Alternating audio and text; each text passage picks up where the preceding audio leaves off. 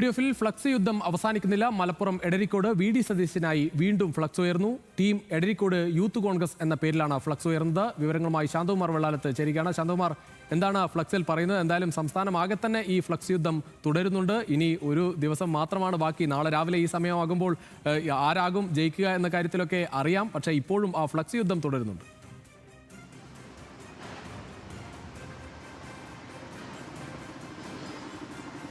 തീർച്ചയായും രജിഷ്, അത് തന്നെയാണ് ഫ്ലക്സ് യുദ്ധം. അതായത് മുഖ്യമന്ത്രി വി.ഡി. സതീശൻ തന്നെ ആവണം എന്ന് സൂചിപ്പിച്ചുകൊണ്ടുള്ള ഫ്ലക്സുകൾ ഇത് 4ാമത്തെ ഇടത്താണ് ഒരാഴ്ചക്കുള്ളിൽ മലപ്പുറത്ത് വരുന്നത്.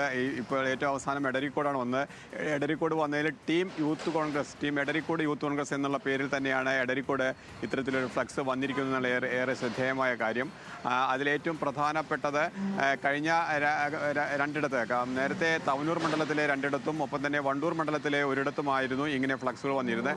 കഴിഞ്ഞ ദിവസം കോട്ടക്കലിൽ വി.ഡി. സതീശനെതിരെയും ലീഗിനെതിരെയും സമാന രീതിയിൽ തന്നെ മലപ്പുറം പച്ചപ്പട എന്നുള്ള പേരിലും ഫ്ലക്സ് വന്നിരുന്നു.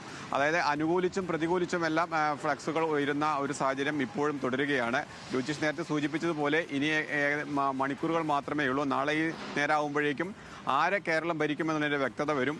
അത് തുടരുന്നത് അത്തരത്തിലൊരു സമയത്തിനൊന്നും കാത്തു നിൽക്കാതെ തന്നെയാണ് ഇപ്പോൾ ഈ ഫ്ലക്സുകൾ സ്ഥാപിക്കുന്നത് ഇപ്പോഴും തുടരുന്നത്. അത് വി.ഡി. സതീശന് വേണ്ടി തന്നെയാണ് മലപ്പുറത്ത് വീണ്ടും ഫ്ലക്സ് ഉയർന്നിരിക്കുന്നത് എന്നാണ് ഏറെ ശ്രദ്ധേയം. രുചിഷ. ശരി ശാന്തകുമാർ.